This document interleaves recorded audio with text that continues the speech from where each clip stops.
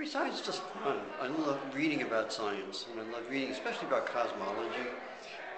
Really, how does the universe begin? How's it likely to end? Where's the nature of time? So I enjoy it for the same reason I enjoy philosophy, about asking the fundamental questions about human life. And I just love the way it expands my imagination. It gets me thinking on a larger scale than the immediate time scale of my daily life, of my life as a whole, or has me thinking in terms of billions of years, the size of the universe, the fate of the cosmos. I just eat that stuff up. And considering the state of science education and science media currently, how do you think that the media or even scientists can more effectively get the public interested in science? Well, I think a good way to do it is to run profiles, human stories of scientists who are doing interesting things. In fact, we see that in the room around us here about individual scientists here at CU Boulder who are doing interesting things. I think that's one way.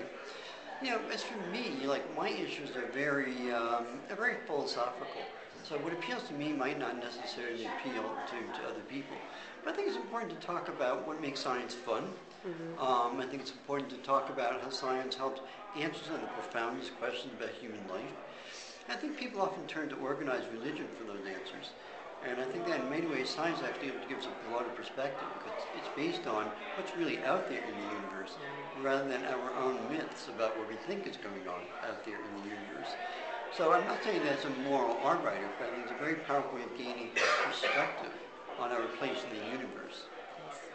And what is your favorite thing that you've ever learned about science? My favorite thing about science? Yeah. Gosh, well, there's so many things that I love. Well, for me, the favorite thing is really the way it expands my imagination. I think the single most important thing I learned from science is that reality is not what we always think it is. And it really helps us understand the true nature or understand how limited our senses really are.